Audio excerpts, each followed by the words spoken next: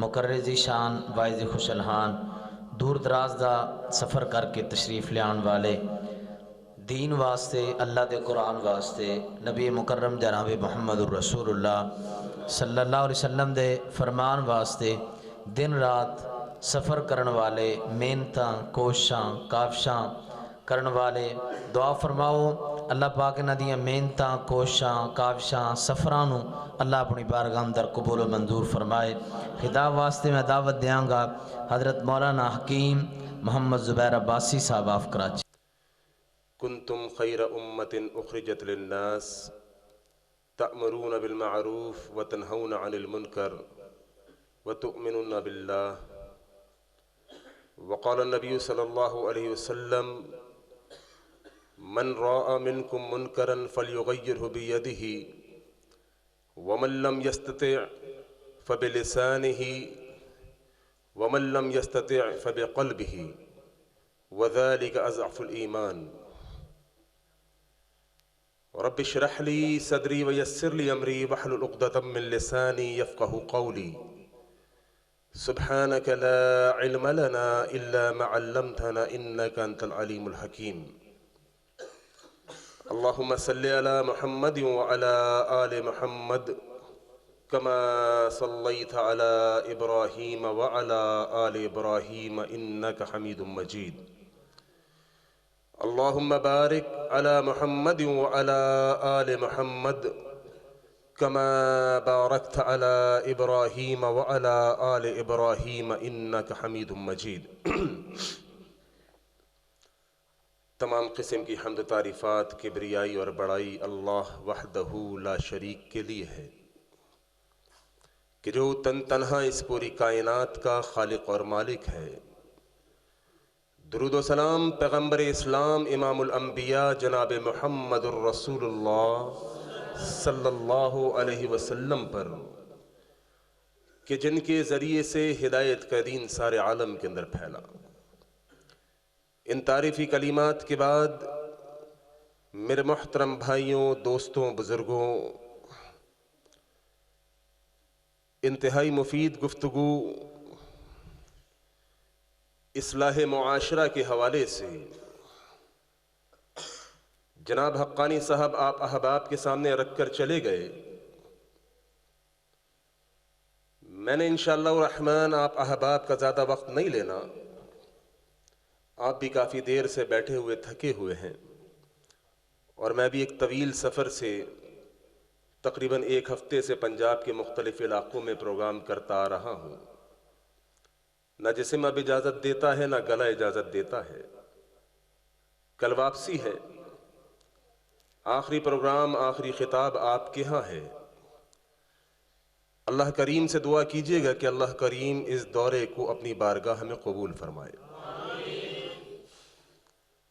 عزیز دوستوں، مسئلہ سننے سنانے کا نہیں ہے، پوری رات سیرت کا بیان ہوتا ہے۔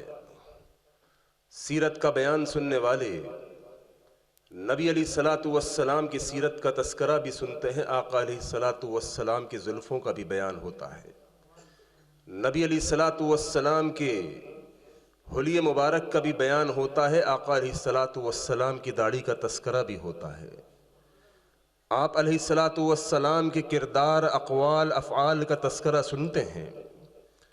رات بھر سیرت کا بیان سننے والا صبح فجر کی نماز چھوڑ دیتا ہے۔ مسئلہ سننے سنانے کا نہیں ہے، مسئلہ عمل کا ہے کہ عمل کا فقدان ہے۔ زندگی عمل سے بنا کرتی ہے۔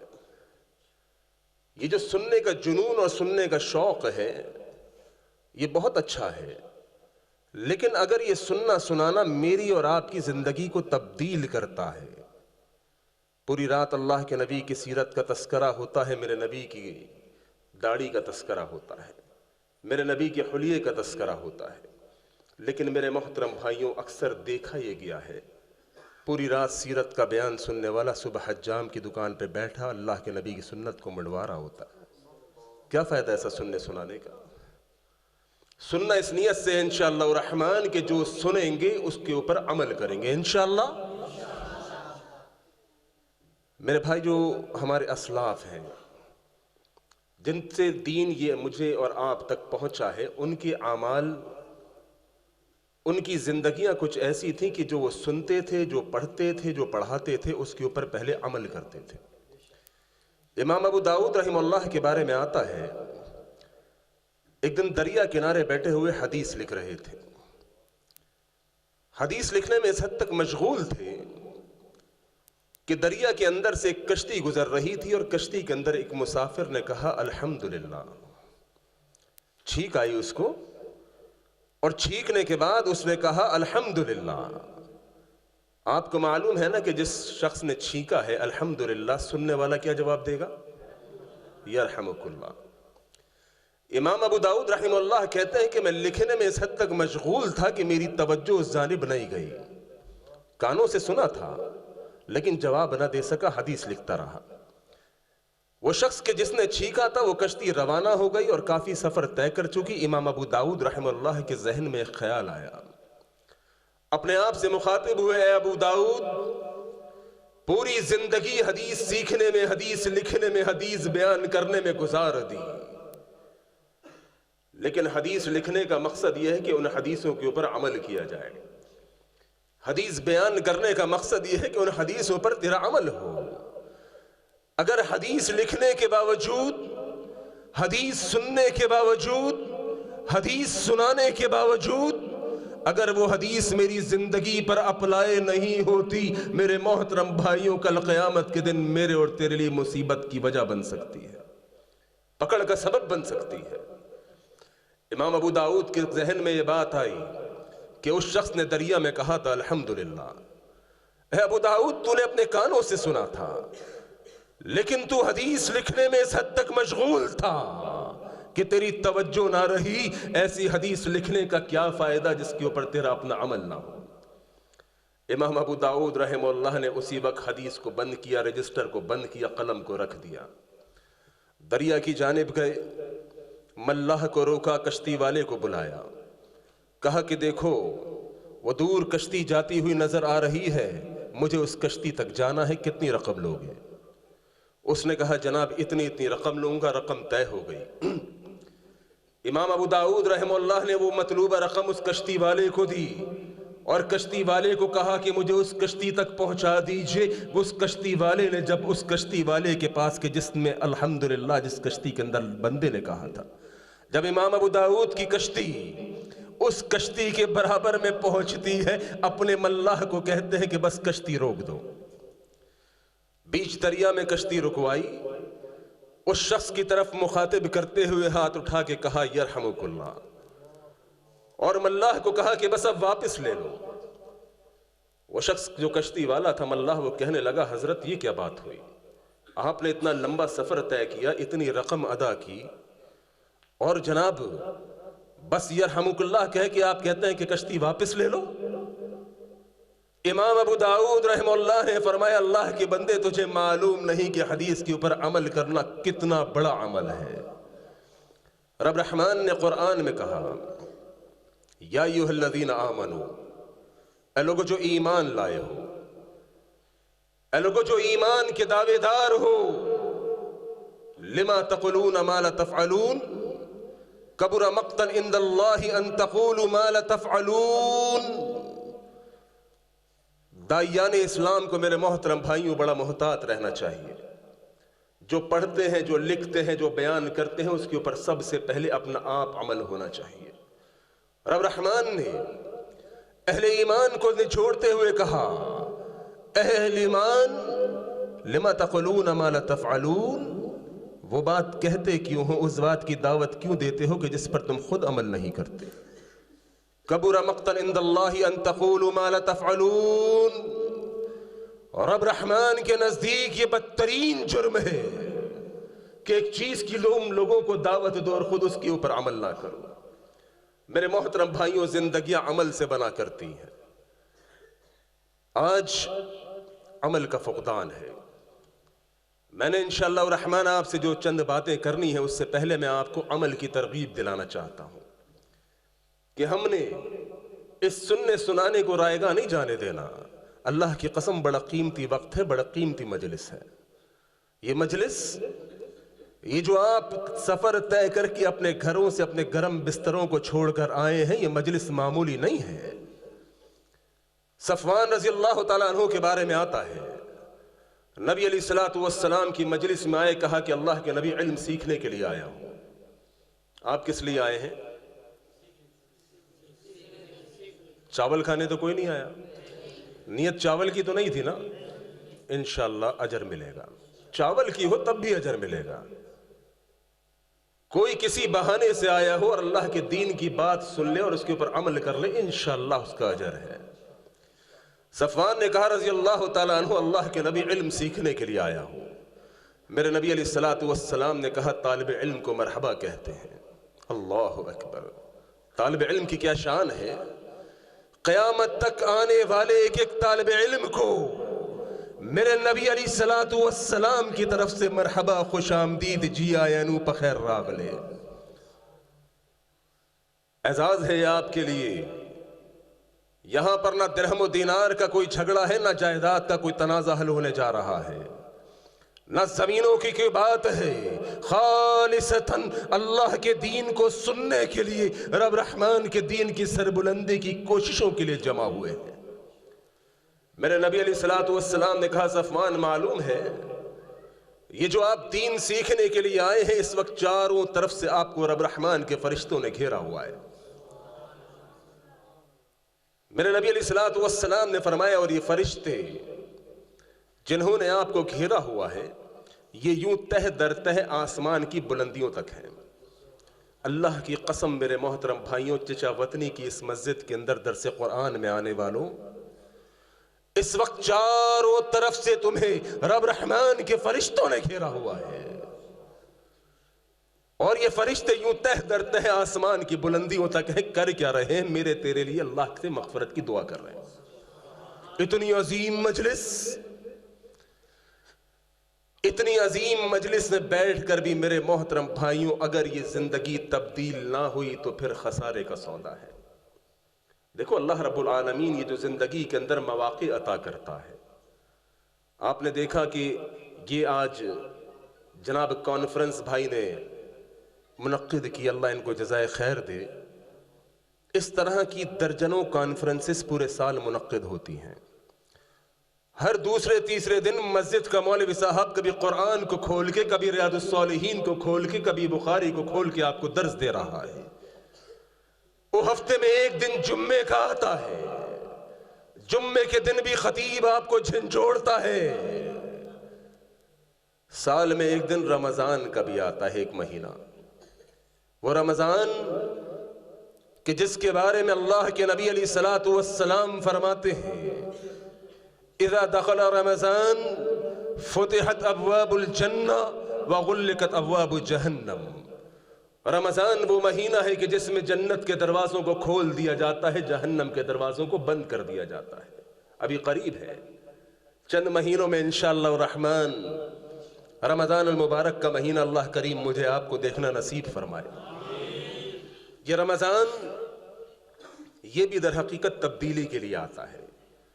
یہ روزانہ کی جو درس ہے میرے محترم بھائیوں، یہ بھی تبدیلی کے لیے ہے۔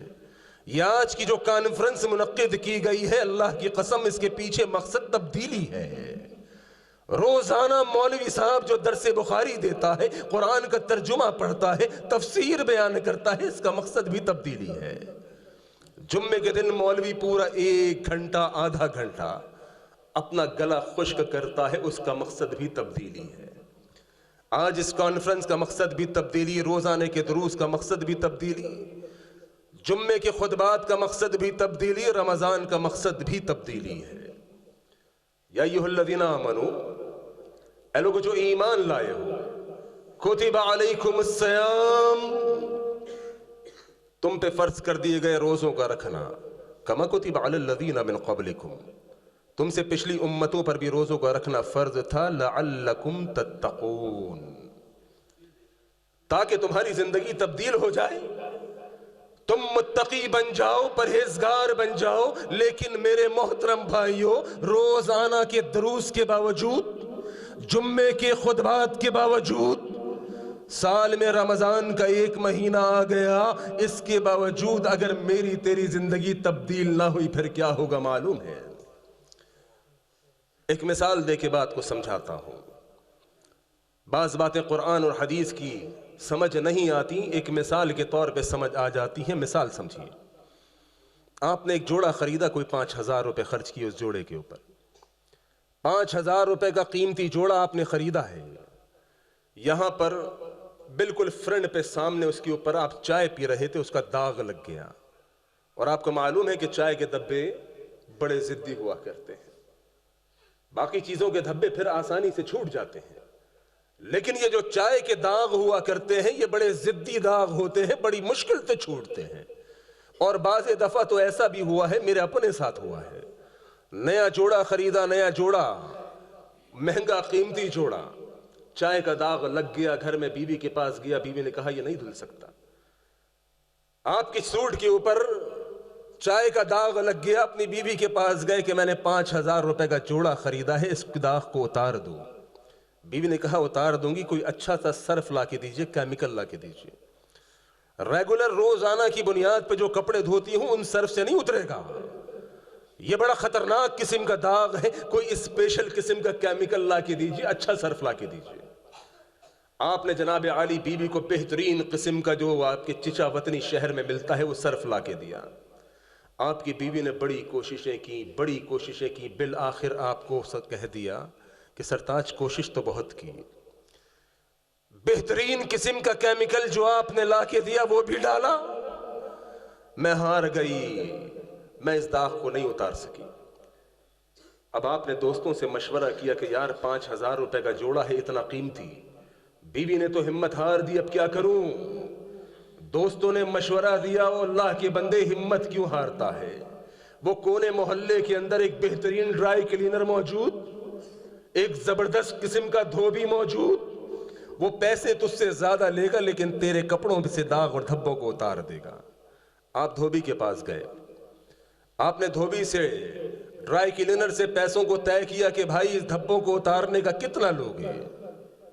دھوبی نے کہا جناب عام کپڑوں سے زیادہ لوں گا۔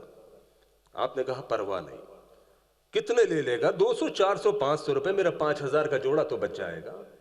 آپ ایگری ہو گئے، سودا طے ہو گیا۔ دھوبی نے کہا 400 روپے، آپ نے کہا اوکے ڈن۔ دھوبی نے آپ کو 3 دن کے بعد کا ٹائم دیا، مطلوبہ دن دھوبی کے پاس پہنچے، ڈرائی کلینر نے بھی معذرت کر لی کہ بھائی بڑا ضدی داغ ہے، بڑے کیمیکل لگا لیے، سب کچھ کر لیا، یہ اترنے کا نام نہیں لے رہا۔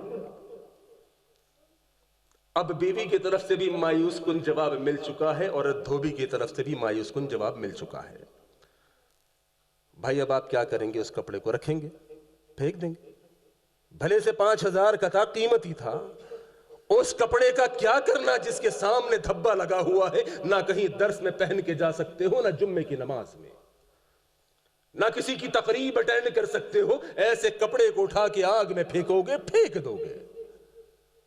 میرے محترم بھائیوں، میری تیری زندگی کے اوپر یہ جو گناہوں کے داغ لگ رہے ہیں، صبح سے شام تک جو میں اور تو گناہوں کی دلدل میں دھسے ہوئے ہیں، میرے محترم بھائیوں یہ داغ بڑھتا جا رہا ہے اگر یہ روزانہ کے درسوں کے اندر یہ گناہوں کا داغ نہ اترا، اگر جمعوں کے خطبات کے اندر میرے جسم کے اوپر سے، میرے قلب میں سے یہ گناہ کا داغ نہ اترا، پھر اللہ نے ایک موقع اور دیا رمضان کا، جس میں شیاطین کو ہی قید کر دیا کہ تو کہتا تھا کہ میں کیا کروں، بڑی نماز پڑھنے کی کوشش کرتا ہوں، بھائی داڑھی رکھنے کی کوشش کرتا ہوں، یہ شیطان میرا پیچھا نہیں چھوڑتا۔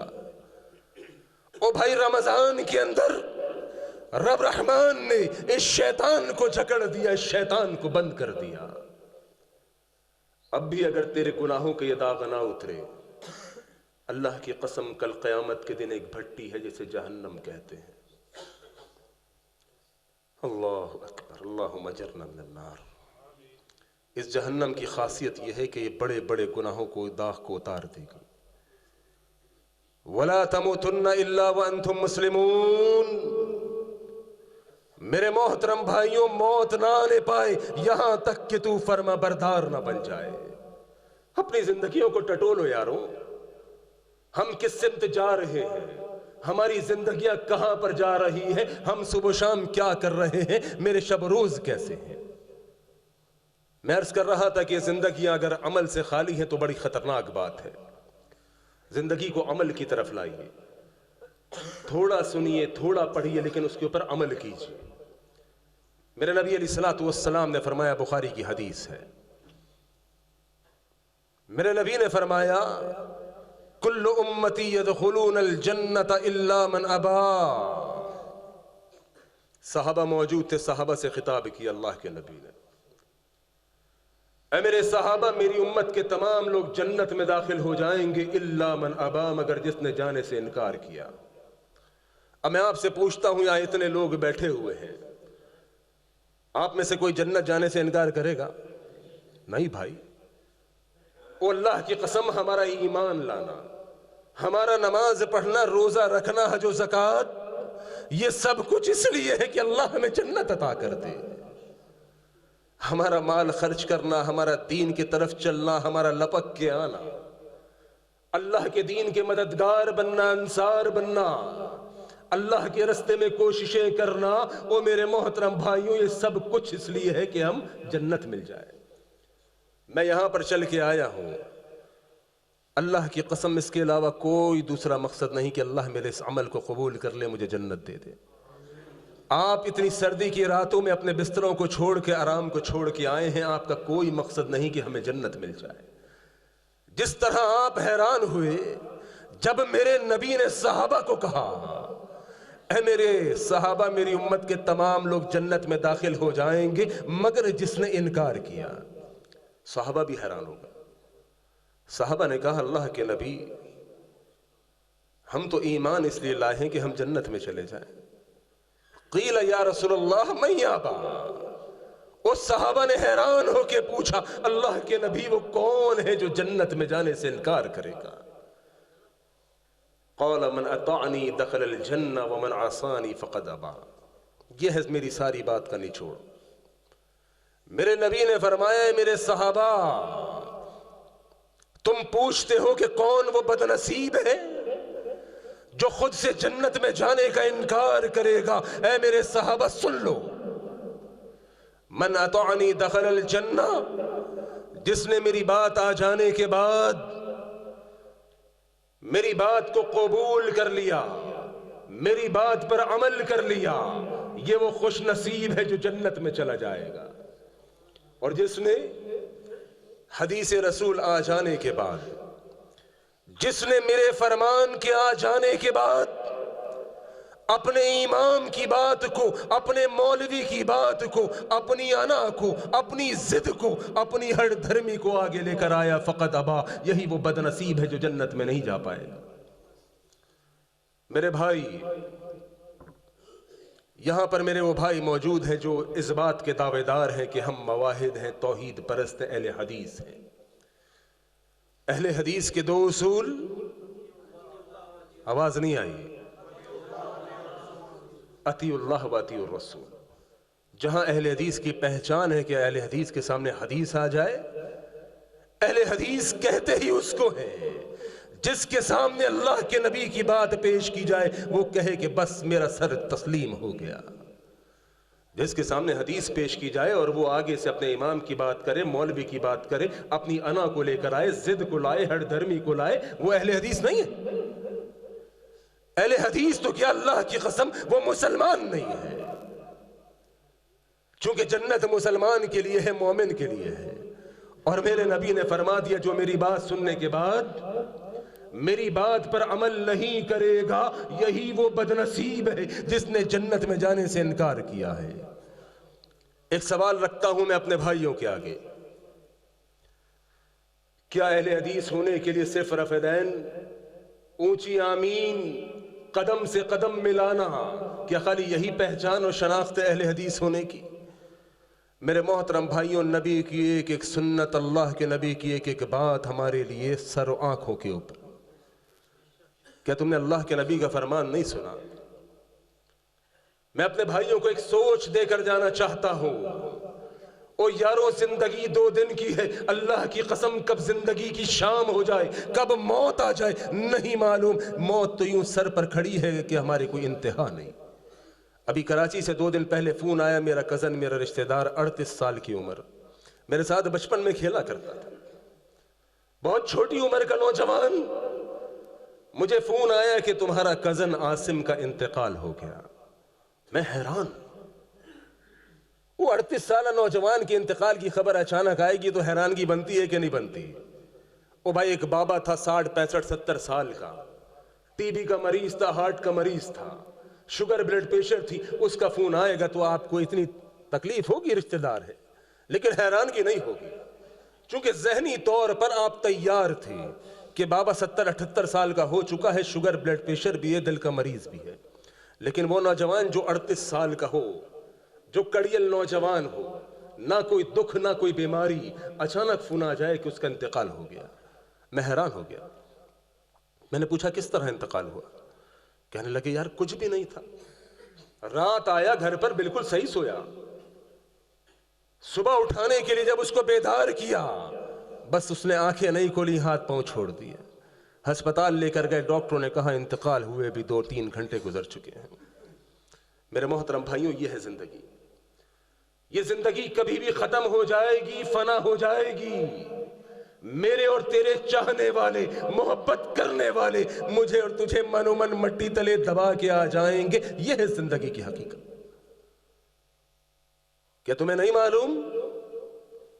لاہور کے اندر قاری صاحب جو قرآن سنا رہے تھے، میرے ذہن سے نام نکل گیا، قاری عبد المتین رحمہ اللہ، کیسے میرے محترم بھائیوں یہ زندگی کی حقیقت ہے۔ ان چیزوں سے زندگی کو سیکھا کرو۔ جس زندگی سے محبت کر رہے ہو، اللہ کی قسم ہے یہ زندگی کی حقیقت ہے کہ تم یہاں سے گھر جاؤ نہ جاؤ تمہیں نہیں معلوم، میں یہاں سے واپس اپنے علاقے پہنچ پاؤں مجھے نہیں معلوم۔ وہ اتنی بے وفا زندگی کے لیے میں اور تو میرے محترم بھائیوں خام خواہی میں رب رحمان کو ناراض کر رہے ہیں۔ اللہ کو راضی رکھو۔ موت کبھی بھی کہیں بھی آ سکتی ہے، نہ عمر دیکھتی ہے، نہ مرد دیکھتی ہے، نہ عورت۔ یہ موت وہ چیز ہے جو نہ معصوم بچہ دیکھتی ہے کہ 4 سال کا تو ہے، کبھی بھی آ سکتی ہے۔ یہ لمبی لمبی پلاننگ میرے بھائی چھوڑ دو کہ ٹھیک ہے ابھی تو جوانی ہے، بڑھاپا آئے گا، مسجد ہوگی، میں ہوں گا، حقوں کی ضربیں ہوں گی، داڑھی بھی رکھوں گا۔ او میرے محترم بھائیو، تو بڑھاپے تک پہنچ پائے یا نہ پہنچ پائے تجھے معلوم ہے؟ من اطاعنی دخل الجنہ ومن عصانی فقد ابا۔ میرے نبی نے فرمایا جنت میں وہ جائے گا جس کے سامنے میرا فرمان، میری حدیث پیش کی جائے وہ عمل کر لے۔ جو میری حدیث آ جانے کے بعد، میری بات آ جانے کے بعد جو میری بات پر عمل نہیں کرے گا فقد ابا، یہی وہ بدنصیب ہے جس نے خود جنت میں جانے سے انکار کیا۔ میرے محترم بھائیوں، کیا تم نے نبی کی بات نہیں سنی؟ کیا تم نے نبی کا فرمان نہیں سنا؟ وَعْفُ اللِّحَا، تمہارے نبی کا فرمان ہے اے مسلم نوجوان، اپنی داڑھیوں کو معاف کر دو، اپنی داڑھیوں کو معاف کر دو۔ کس کا فرمان ہے بھائی؟ اللہ کے نبی علیہ السلام کا۔ اللہ کی قسم، اس کائنات میں سب سے زیادہ خوبصورت اور حسین کون تھا؟ کون بتائے گا؟ آواز نہیں آئی، یقین نہیں ہے؟ اس کائنات کے اندر سب سے خوبصورت اور حسین کون؟ اللہ کے نبی علیہ السلام۔ لوگ کہتے ہیں کہ حسن یوسف بڑا کمال تھا، لوگ حسن یوسف کی بڑی تعریف کرتے ہیں، اور کوئی شک نہیں کہ حسن یوسف بہت کمال تھا، لیکن اللہ کی قسم صحابہ نے کہا اللہ کے نبی، یوسف کو دیکھنے والیوں نے تو اپنی انگلیاں کٹا دی، اللہ کے نبی ہم آپ کو دیکھیں، ہم نے آپ پر ایمان لائے ہیں، آپ کو دیکھنے اور ایمان لانے کے بعد ہم نے تو گردنیں کٹا دی۔ یوسف کو دیکھنے والیوں نے اگر یوسف کے حسن کو برداشت نہ کر کے اپنی انگلیاں کٹا دی، اللہ کے نبی ہم آپ کے غلام ہیں، ہم آپ پر ایمان لائے ہیں، اللہ کے نبی آپ پر ایمان لانے کے بعد ہماری کیفیت یہ ہے آپ کے ایک اشارے پر گردن کٹا دیں گے۔ اور میرے نوجوان کی کیا کیفیت ہے، بیوی کے ایک کہنے پر اپنی داڑھی کٹا دے گا، اپنی گرل فرینڈ کو خوش کرنے کے لیے رب رحمان کو ناراض کرے گا۔ اللہ کی قسم جانتا ہوں ایک ایسے نوجوان کو، شہر کراچی کے اندر اتنی بڑی داڑھی تھی اس کی، شادی ہوئی، شادی کے 2 دن کے بعد اس نے اپنی داڑھی کٹا دی، کلین شیف۔ کئی دنوں تک مسجد سے دور مسجد نہیں آیا۔ میں نے لوگوں سے پوچھا یار یہ فلانا بندہ وہ نظر نہیں آ رہا؟ لوگوں میں سے کسی ایک نے کہا آپ کو نہیں معلوم؟ میں نے کہا کیا ماجرا ہے، کہاں غائب ہے؟ میں سمجھا شاید نہیں شادی ہوئی ہے، بیوی کے اندر کچھ اس طرح سے مگن ہے کہ شاید گھر میں ہی نماز پڑھ رہا ہوگا۔ کسی نے کہا حضرت جی بات یہ ہے کہ اس نے داڑھی کٹا دی ہے۔ اس کی بیوی نے کہا تیرے اوپر یہ جھاڑ پھونک اچھی نہیں لگتی، اس داڑھی کو کٹا، خوبصورت بن جا، لہذا اس نے اپنی داڑھی کو کٹا دیا۔ اب کس منہ سے مسجد میں آئے گا؟ لوگ مذاق اڑائیں گے، اس وجہ سے اس نے مسجد میں آنا چھوڑ دیا۔ میرے محترم بھائیوں، اللہ کی قسم جو مخلوق کو راضی کرنے کے لیے اللہ کو ناراض کرے گا، جو بیویوں کو راضی کرنے کے لیے رب رحمان کو ناراض کرے گا، اللہ رب العالمین اس کو دنیا میں بھی عذاب دیتا ہے اور آخرت میں تو اس کے لیے تیار ہے۔ اللہ کی قسم رب رحمان نے تمہیں حسین بنایا ہے اس داڑھی کے ساتھ۔ اللہ کو قسم کھانے کی ضرورت ہے اپنی بات کا یقین دلانے کے لیے۔ او بھائی میں انسان ہوں، مجھے اپنی بات میں زور ڈالنے کے لیے، اپنی بات میں وزن ڈالنے کے لیے قسم اٹھانی پڑتی ہے۔ رب رحمان قسم اٹھا رہا ہے تیری خوبصورتی کے لیے، والتین والزیتون وطور سینین وہذا البلد الامین۔ رب رحمان نے 4 قسمیں اٹھائی ہیں۔ 4 قسمیں اٹھا کے اللہ نے کیا کہا؟ انسان تجھے بڑا خوبصورت بنایا ہے، اور یہ خوبصورتی میرے محترم بھائیوں داڑھی کے ساتھ ہے، یہ خوبصورتی داڑھی کے ساتھ ہے۔ لوگ کہتے ہیں کہ داڑھی رکھ لیں گے تو رشتے نہیں آئیں گے۔ یہ نوجوان، یہ میرے معصوم بھائی، میرے بھولے بھائی ہیں، ان کو بھی اللہ کے نبی سے بڑی محبت، اللہ کی قسم بعض ایسے ہوتے ہیں داڑھی والوں سے زیادہ محبت کرتے ہیں۔ کتنے ایسے اللہ کے نبی کے غلام، جو دنیاوی لڑکا تھا بیچارہ، اسکول کالج میں پڑھ رہا تھا، کسی گستاخ رسول کی گردن کاٹ دی، خود بھی شہید ہو گیا۔ ایسے بھی لوگ پڑے ہوئے ہیں۔ تو یہ دلیل نہیں ہے کہ اگر کسی کے چہرے پر داڑھی نہیں ہے تو میرا وہ بھائی، میرا وہ بیٹا، میرا وہ دوست ہم سے کم کوئی اللہ کے نبی سے محبت کرتا ہے۔ مسئلہ صرف اتنا ہے کہ یہ بھائی غافل ہے، یہ بھائی غافل ہے، یہ سمجھ یہ رہا ہے کہ میں داڑھی کٹا کر زیادہ خوبصورت لگ رہا ہوں۔ نہیں میرے محترم بھائیوں، تم داڑھی کے ساتھ خوبصورت لگ رہے ہو۔ اللہ کی قسم داڑھی رکھنے سے کبھی ایسا نہیں ہوگا کہ تیرے رشتے نہ آئیں۔ مولویوں کی 1 نہیں 2 3 4 ہوا کرتی ہیں، مولویوں کی 1 سے زائد ہوا کرتی ہیں۔ عام عوام میں ڈھونڈو گے، عام لوگوں میں نہیں ملے گی۔ عام دنیا دار لوگ، ان کو 1 ملا کرتی ہے۔ اللہ کی قسم مولوی کے لیے رب رحمان نے زمین کے اوپر بھی 2 3 4 اور آخرت میں بھی رکھی ہے۔ دور مت جائیے، میری اپنی اللہ کے فضل سے 3 شادیاں ہیں۔ ایک تیسری شادی ابھی کی ہے، حالیہ 3 سال پہلے آپ کے پنجاب ضلع خانیوال میں۔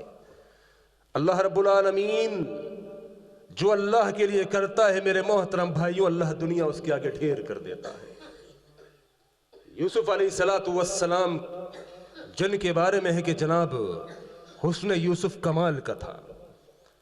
یوسف علیہ السلام کے بارے میں کس نے سنا ہے کہ یوسف حسین تھے؟ ہاتھ کھڑا کرے۔ حسن یوسف کے بارے میں کس نے سنا ہے؟ سب نے ہی سنا ہے، میرے سارے بھائیوں نے سنا ہوا ہے کہ یوسف علیہ السلام کا حسن کمال کا تھا۔ اچھا ذرا یہ بتائیے، یوسف علیہ السلام جو حسین تھے وہ داڑھی کے ساتھ تھے یا داڑھی کے بغیر تھے؟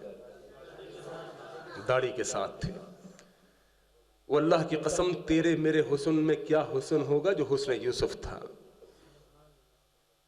यूसुफ अलैहिस्सलातु वस्सलाम के हुस्न को देखकर उस वक्त की औरतें जो सामने हुस्न यूसुफ को देख रही थी, उनके हुस्न में ऐसा गिरफ्तार हुई कि फल काट रही थी, अपनी उंगलियां काट दी। क्या कमाल हुस्न होगा मेरे भाई। मैंने नबी की हदीस बयान कर दी। तुम्हारे नबी ने हुक्म दिया है, हुक्म जो समझता है कि दाढ़ी रखना सुन्नत है उसकी भूल है।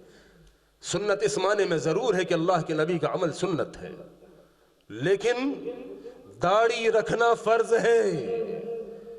मेरे नबी का हुक्म वाफुल लिहा, अपनी दाढ़ियों को माफ कर दो।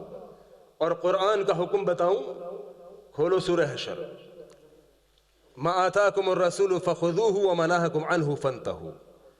कुरान का हुक्म यह है कि तुम्हारा नबी तुम्हें जो कह दे वो ले लो, जो चीज तुम्हारा नबी तुम्हें दे दे वो ले लो। और वो नबी क्या दे रहा है, वो नबी क्या कह रहा है? वो नबी कह रहा है नौजवान नस्ल चेहरों पर दाढ़ी को सजा लो। नबी का हुक्म, रब रहमान ने हुक्म दिया कि नबी की बात मानो।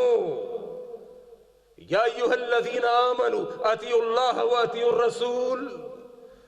रब रहमान ने हुक्म दिया कि मेरा भी हुक्म मानो, मेरे नबी का भी हुक्म मानो। नबी का हुक्म फर्ज है और नबी हुक्म दे रहा है कि दाढ़ियों को चेहरों पर सजाओ। और मैंने आपके सामने अल्लाह के नबी का फरमान बयान कर दिया। मैं बयान करके चला जाऊंगा।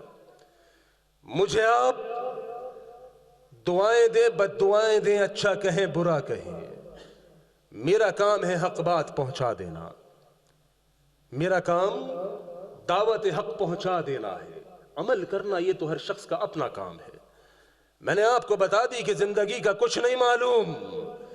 अल्लाह की कसम, वो शख्स अपने आप को धोखा दे रहा है जो ये सोचता है कि जनाब अभी तो बड़ी जिंदगी पड़ी है, तौबा कर लूंगा। रब्बे काबा की कसम, तुझे लम्हे का नहीं मालूम। तू कहता है बड़ी जिंदगी पड़ी, तुझे लम्हे का नहीं मालूम। तूबू इलल्लाहि तौबतन नसूहा। ओ पलटाओ अपने रब की तरफ, अल्लाह करीम से तौबा करो। आज तक जो इतने बड़े गुनाह का इर्तिकाब किया, ओ मेरे मोहतरम भाइयों, आज ही एक क्लिप मैं रास्ते में आ रहा था, अभी वो फेसबुक पे वायरल किया है, एक आध दिन में आप तक शायद पहुंचे। एक नौजवान है, वो नौजवान कहता है कि जनाब 7 अप की बोतल के ऊपर लफ्ज़ मोहम्मद लिखा हुआ है सल्लल्लाहु अलैहि वसल्लम। अब कितनी तहकीक है ये मैंने नहीं की अभी बोतल खरीद के। वो दिखा रहा था और बहरहाल वीडियो के अंदर थोड़ा महसूस हो रहा था कि मोहम्मद सल्लल्लाहु अलैहि वसल्लम लिखा हुआ है। वो नौजवान कि जिसका हुलिया ये है कि क्लीन शेव है, दाढ़ी कटाई हुई है, गले में तावीज लटका हुआ है। वो नौजवान बीच रोड पर 7 अप का ट्रक रोक कर खड़ा हो गया और कहने लगा कि तेरे ट्रक को आग लगा दूंगा, 7 अप कंपनी को आग लगा दूंगा, मेरे नबी की गुस्ताखी हो रही है। लोगों ने उसके करीब गए, उससे पूछा भाई क्या गुस्ताखी हो रही है? कहने लगा ये देखो, मेरे नबी का नाम 7 अप की बोतल के ऊपर लिखा है और ये बोतल कदमों तले भी आएगी, ये बोतल कचरे के ढेर में भी जाएगी। मैंने कहा अल्लाह की कसम, बात बेहतरीन है। इस नौजवान का जज्बा अजीम है कि जो मेरे नबी से इतनी मोहब्बत रखता है, जो कह रहा है नबी की गुस्ताखी करने वालों की गर्दन तन से जुदा कर दूंगा। बेहतरीन जज्बा है। लेकिन मैंने उसके हुलिये पे गौर किया। मैंने कहा नबी का ये गुलाम जो कह रहा है कि अल्लाह के नबी के लिए, नबी के नामूस के लिए, नबी के नाम के लिए खुद भी कट जाऊंगा, दूसरे को काट दूंगा, गाड़ियों को आग लगा दूंगा। ओहो, मैंने कहा ये तो बड़ा नबी का आशिक है, नबी का गुलाम है। इसके चेहरे की तरफ देखा, अल्लाह की कसम नबी की सुन्नत इसके चेहरे पे नहीं थी। میں نے کہا اتنے بڑے اقدام کی طرف بڑھ رہا ہے، وہ جان لینے اور دینے کی بات ہو رہی ہے اور چہرے پر نبی کی سنت نہیں۔ او میرے محترم بھائیوں، کیا یہ گستاخی نہیں کہ تو صبح حجام کی دکان پہ بیٹھ کر، اپنے گھر کے ٹوائلٹ میں بیٹھ کر، باتھ روم میں بیٹھ کر، اپنے ہاتھ میں تلوار لے کر، ریزر بلیڈ لے کر میرے نبی کی سنت کو کاٹ کر نبی کی داڑھی کو گندی نالی میں بہاتا ہے؟ کیا یہ نبی کی گستاخی نہیں ہے؟ ایک یہودی نبی کی گستاخی کرے وہ کافر، میں مسلمان عبداللہ عبد الرحمن، میں نبی کی سنت کو کاٹ کر گندی نالی میں بہا دوں، میرا عشق رسول زندہ باد۔ دورنگی چھوڑ دے یک رنگ ہو جا، سراسر موم یا پھر سنگ ہو جا۔ میرے محترم بھائیوں، شیطان کہیں نہ کہیں ہمیں دھوکہ دے رہا ہے۔ آؤ میرے محترم بھائیوں، آج اس بات کا عہد کرتے ہیں کہ انشاءاللہ الرحمن زندگی اللہ کے نبی کے طریقے کے مطابق، زندگی کے اندر طور طریقے میرے نبی کی سنت کے مطابق، میری زندگی میں اٹھنا اور بیٹھنا میرے نبی کے مطابق، میرا لینا اور دینا میرے نبی کے مطابق، میری کل زندگی میرے نبی کے دین کے مطابق۔ قل ان الصلاۃ ونسکی ومحیای ومماتی للہ رب العالمین۔ وہ میرا جینا بھی، میرا مرنا بھی، میرا لینا بھی، میرا دینا بھی، وہ سب کچھ میرے رب کے لیے۔ تو کیا خیال ہے آج میرے محترم بھائیوں، اپنی انا کے بت کو توڑ کر، اس بات کے احساس کو توڑ کر کہ یار کیا ہو گیا اگر داڑھی نہیں رکھ رہا، وہ اللہ کی قسم ہے یہ داڑھی اتنی ضروری ہے۔ تو نماز میں ہے کلین شیف، تو نماز میں کلین شیف، نماز میں اس جرم کا مرتکب بیت اللہ میں ہے، تو کلین شیف عمرہ کرنے گیا، تو کلین شیف اللہ کے گھر میں آیا، تو کلین شیف نماز کی حالت میں، تو کلین شیف تو روزہ رکھتا ہے، تو کلین شیف تو صدقہ خیرات کرتا ہے، تو کلین شیف۔ میرے محترم بھائیوں، یہ اتنا بڑا جرم ہے کہ ہر نیکی کے کام میں تیرا یہ گناہ آیا ہوا ہے۔ میں نے کہا میری تلخ نوائی کو معاف کرنا، میں کیا کروں کہ اگر دیکھ رہا ہوں میرا بھولا ہوا، میرا بھٹکا ہوا بھائی جہنم کے دہانے پر ہے، میری ذمہ داری ہے اپنے آپ کو بھی، اپنے بھائیوں کو بھی جہنم سے بچانا۔ وہ میرے محترم بھائیوں، آؤ اس بات کا عہد کرو کہ انشاءاللہ الرحمن اپنے چہرے پر نبی کی سنت کو رکھیں گے انشاءاللہ۔ انشاءاللہ ہاتھ کھڑا کر کے، ہاتھ کھڑا کر کے، ماشاءاللہ میں دیکھ رہا ہوں، ماشاءاللہ بھائی لال شرٹ والے ہاتھ کھڑا کیجئے، ہاتھ کھڑا کیجئے۔ انشاءاللہ انشاءاللہ الرحمن، انشاءاللہ الرحمن آج شیطان کی کمر ٹوٹ گئی۔ چچا وطنی والو، یہ جلسہ کامیاب ہو گیا۔ تمہارا یہاں پر آنا، نبی کی بات کو سننا اور اس کو قبول کرنا اور اس پر عمل کرنا تمہارا اللہ کی بارگاہ میں قبول ہو گیا۔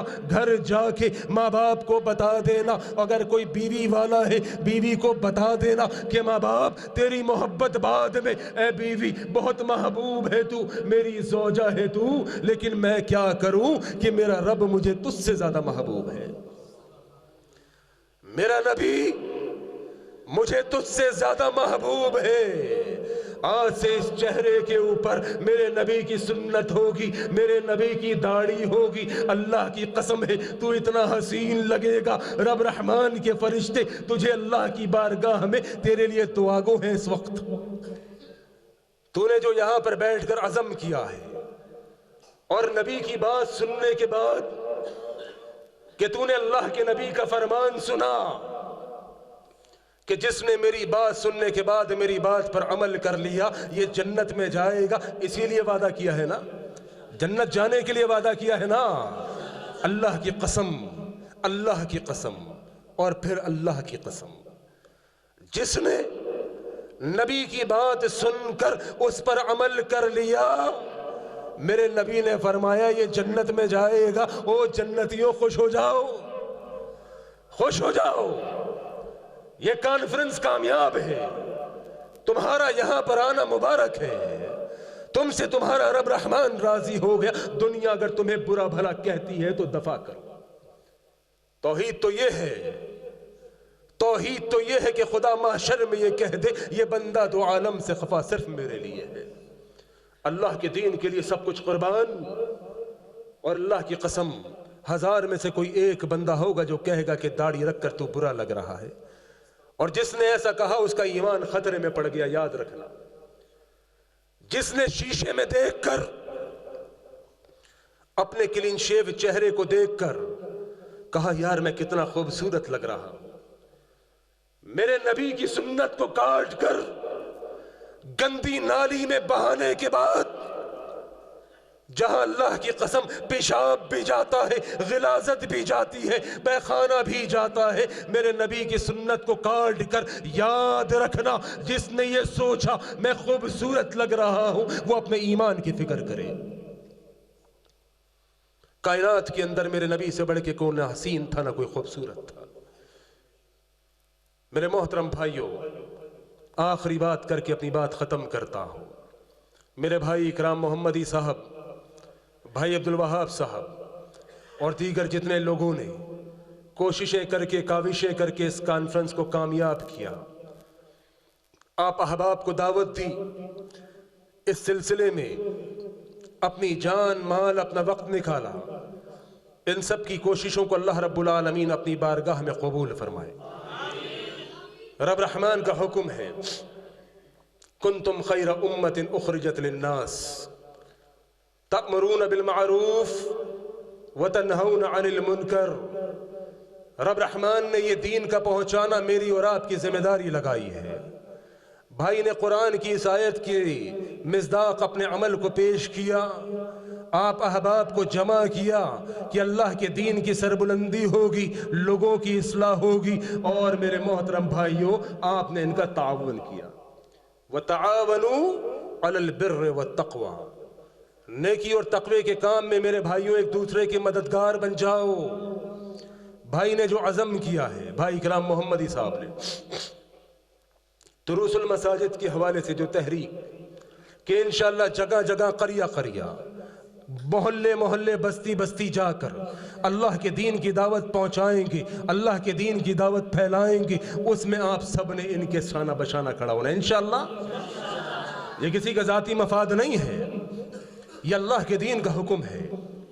اگر یہ کام نہیں کرو گے، دین کی تبلیغ کا کام اگر تم نہیں کرو گے، میرے محترم بھائیوں اللہ کے نبی کی حدیث ہے کہ جو شخص دین کا کام نہیں کرتا، لوگوں کو گناہوں سے نہیں روکتا، لوگوں کو نیکی کی دعوت نہیں دیتا، اللہ کے نبی نے فرمایا اس کی مثال ایسی ہے گویا کہ وہ ایک جہاز پانی کی کشتی میں سفر کر رہا ہے۔ پانی کے جہاز میں 2 منزلیں ہیں، ایک گراؤنڈ فلور ہے، ایک فرسٹ فلور ہے، ایک گراؤنڈ فلور اور ایک فرسٹ فلور پہلی منزل۔ نبی علیہ السلام نے مثال سے بات کو سمجھایا۔ گراؤنڈ فلور پر نچلی منزل کے اوپر پانی موجود نہیں، لہذا نچلی منزل والے بار بار اوپر جاتے ہیں پانی کے لیے، پیاس لگی اوپر گئے، بھائی ایک گلاس پانی پلا۔ سفر کہاں ہو رہا ہے؟ جہاز میں، پانی کے جہاز میں۔ یہ جہاز 20 سمندر میں ہے، یہ پانی کا جہاز 20 سمندر میں سفر کر رہا ہے، لیکن نچلی منزل پر پانی نہیں ہے، پانی ہے پہلی منزل پہ۔ اب نچلی منزل والے بار بار پہلی منزل پہ جاتے ہیں کہ بھائی پانی پلا دو، پیاس لگ رہی ہے۔ انہوں نے ایک بار پانی پلا دیا۔ اب نچلی منزل پہ کوئی 1 2 4 لوگ تو نہیں ہیں، وہ درجنوں اور سینکڑوں مسافر پانی کے جہاز میں سفر کرتے ہیں۔ تھوڑی دیر بعد ایک اور پہنچ گیا، بھائی پانی پلا دو۔ پھر ایک اور پہنچ گیا، یار لوٹے میں تھوڑا پانی تو ڈال دے، پیشاب آیا ہے۔ پھر ایک اور پہنچ گیا، یار تھوڑا پانی پلا دو۔ اوپر والے بھی تنگ آ رہے ہیں، نیچے والے بھی اوپر آنے جانے سے تنگ آ رہے ہیں۔ اب نیچے والوں میں ایک عقل مند نکلا۔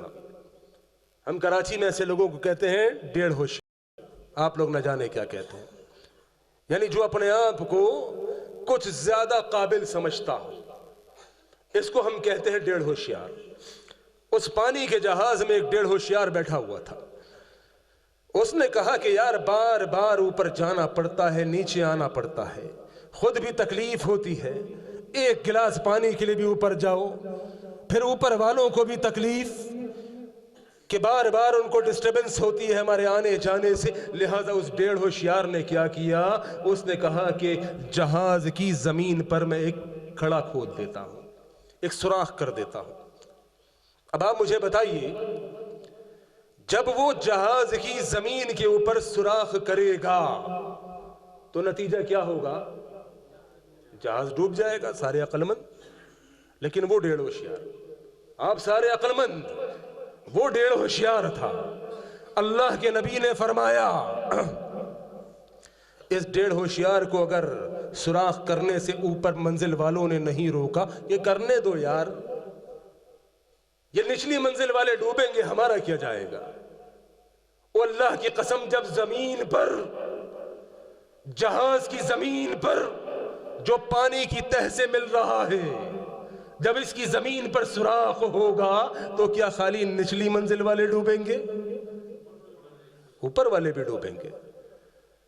اللہ کے نبی نے مثال دی ہے کہ اگر گناہ ہوتے ہوئے دیکھنے کے باوجود تم گناہ کو نہیں روکو گے، تمہارے سامنے گناہ ہو رہا ہے، لوگ گناہ کر رہے ہیں، مسلمان بچیاں گھنگرو پہن کر ناچ رہی ہے، تیرے گھر کے آگے سینما چل رہا ہے، جناب میوزک ہو رہا ہے، اگر تو نے کہا یار چھوڑ دو، ہمارا کیا جاتا ہے؟ جائیں گے یہ جہنم میں، جائیں گے، ہمارا کیا ہے؟ اور برا ہوگا ان کا، ہمارا کیا ہے؟ میری اولاد نماز نہیں پڑھتی، وہ میرا کیا ہے؟ میری بیوی پردہ نہیں کرتی، وہ میرا کیا ہے؟ وہ اللہ کی قسم ہے تیرا بہت کچھ ہے. یہ امت کو خیر امت کیوں کہا گیا؟ اس امت کو خیر امت اس لیے کہا گیا کہ تم نیکی کا حکم دیتے ہو، برائی سے روکتے ہو. لہذا اس کام میں بھائی اکرام محمدی صاحب کا تعاون کرنا ہے، اپنی مسجد کے لوگوں کا، اپنے علماء اکرام کا، اپنے جو دین کا کام کرنے والے لوگ ہیں ان کے ساتھ تعاون کرنا ہے، جان سے بھی، مال سے بھی، اپنے وقت سے بھی. انشاءاللہ کرو گے؟ جانی تعاون بھی کرنا ہے، مالی تعاون بھی کرنا ہے. اور تعاون اس قسم کا نہیں، ہمارے کراچی میں ایک عالم کے ساتھ کچھ لوگوں نے تعاون کیا، وہ تعاون نہیں کرنا، وہ میں آپ کو بتا دیتا ہوں. پچھلے دنوں پنجاب کے دورے پر تھا، پچھلے دنوں پنجاب کے دورے پر میں نے فیس بک کے اوپر ایک پوسٹ پڑھی. پوسٹ میں لکھا ہوا تھا کراچی کے ایک علاقہ، اور جس علاقے کا نام تھا گول مارکیٹ، ناظم آباد گول مارکیٹ. میرے کان کھڑے ہو گئے کہ ناظم آباد تو میرا علاقہ ہے. پوسٹ میں لکھا ہوا تھا کہ جناب کراچی کے علاقے ناظم آباد گول مارکیٹ کے اندر ایک مسجد کے امام صاحب کی موٹر سائیکل چوری ہو گئی. میں نے کہا امام کے ساتھ، بھائی کرام محمدی کے ساتھ، اپنے علماء کے ساتھ، اپنے خطبہ کے ساتھ تعاون کرنا ہے، اچھا تعاون، غلط والا تعاون نہیں کرنا. وہاں پر کیا لکھا ہوا تھا؟ جناب کراچی کا علاقہ ہے ناظم آباد گول مارکیٹ، اس میں ایک مسجد کے امام کی بائک چوری ہو گئی. میں نے کہا ہو تیرا بیڑا غرق. مسجد کا امام بیچارہ، ابھی جناب حقانی صاحب اماموں کی تنخواہوں کو رو کر گئے ہیں. مسجد کا امام بیچارہ 10 12 15 ہزار روپے کی ملازمت کرنے والا، کتنی محنت سے اس نے موٹر سائیکل خریدی ہوگی. کچھ ظالم چور لٹیرے آئے، اس کی موٹر سائیکل چرا کے لے گئے. امام مسجد بڑا پریشان. 2-3 دن گزرے، بیچارہ بیٹھا ہوا تھا پریشان کہ کچھ لوگ آئے. ان لوگوں نے آ کر کہا امام صاحب ہم آپ کے مجرم ہیں. امام صاحب نے کہا مطلب؟ کہنے لگا امام صاحب بات یہ ہے کہ آپ کی موٹر سائیکل جو 3 دن پہلے مسجد کے باہر سے چوری ہوئی ہے وہ ہم نے کی ہے. امام صاحب نے کہا او تیرا بیڑا غرق، اور میری موٹر سائیکل چوری کر کے میرے سامنے بیٹھ گیا، اتنی دلیری تیرے اندر. کہنے لگا امام صاحب غلطی ہوئی ہے، غلطی ہوئی ہے، کل بنی آدم خطاء، ہم بھی انہی انسانوں میں سے ہیں امام صاحب، ہم سے غلطی ہوئی ہے، ہم معافی مانگنے آئے ہیں. امام صاحب نے کہا کہ اب مرتا کیا نہ کرتا، موٹر سائیکل تو ہو گئی چوری. امام صاحب نے کہا چل ٹھیک ہے معاف کیا جاؤ، آج کے بعد ایسا نہ کرنا. کسی غریب کی کمائی کے ساتھ اتنا برا سلوک نہ کرنا، جاؤ میں نے تجھے معاف کیا اللہ کی رضا کے لیے۔ چوروں نے کہا امام صاحب اتنے خود غرض نہیں ہیں ہم نے آپ کی موٹر سائیکل چوری کی ہے، ہم آپ کے مجرم ہیں۔ جس دن سے آپ کی موٹر سائیکل چوری کی ہے راتوں کو نیند حرام ہو گئی، امام مسجد کی موٹر سائیکل ہمیں ہضم نہ ہوئی، پوری رات جاگتے ہیں، نیند نہیں آتی، بالآخر ہم نے یہ طے کیا ہے آپ کو ہم نئی موٹر سائیکل خرید کے دیں گے۔ جو آپ کی چوری کی تھی وہ تو بیچ دی، بیچ کے کھا گئے۔ اس وقت ضمیر مردہ تھا، اب ضمیر ہوش میں آیا ہے، لیکن اب پچھتائے کیا ہو جب چڑیا چگ گئی کھیت۔ اب ہمارے پاس موٹر سائیکل نہیں تمہارا، لہذا نیا موٹر سائیکل خرید کے دیں گے۔ امام صاحب نے کہا ٹھیک ہے بھائی، یہ تو بڑی اچھی بات ہے، اللہ آپ کو جزائے خیر دے۔ اگر آپ اتنا سوچ رہے ہیں، امام کی تو لاٹری کھل گئی، چوری ہوئی بھی بائک واپس مل رہی ہے۔ امام کو کراچی میں ایک علاقہ ہے اکبر روڈ، نئی موٹر سائیکلیں بھی ملتی ہیں، پرانی بھی ملتی ہیں۔ اب امام صاحب کی جو موٹر سائیکل چوری ہوئی تھی وہ کوئی 18-20 ہزار روپے کی چائنا موٹر سائیکل تھا، 70 سی سی۔ چور لے گئے امام صاحب کو اکبر روڈ، نئی موٹر سائیکلوں کی دکان پہ لے جا کر کھڑا کر دیا، کہا امام صاحب جو موٹر سائیکل پسند آتی ہے کیجیے۔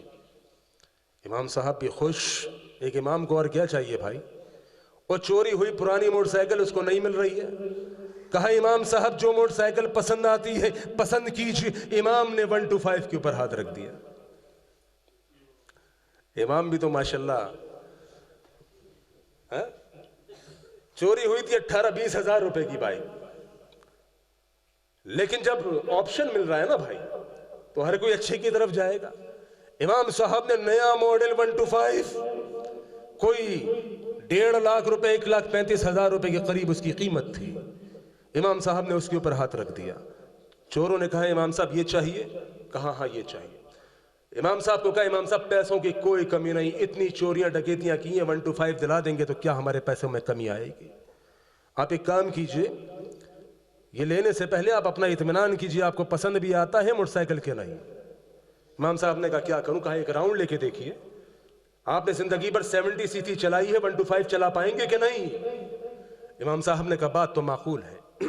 امام صاحب نے ایک راؤنڈ لیا، راؤنڈ لے کے واپس آئے، کہا ڈن، بہترین، اوکے۔ اور جس نے پوری زندگی 70 سی سی چلایا ہو اس کو 125 کیوں نہ پسند آئے؟ کہا بہترین ہے جناب۔ چوروں نے کہا امام صاحب اوکے ڈن ہو گیا، لیکن پیمنٹ کرنے سے پہلے ایک کام کیجئے، آپ نے اطمینان کر لیا، آپ یہاں بیٹھیے ذرا ہم بھی اطمینان کر لیں۔ سمجھ گئے؟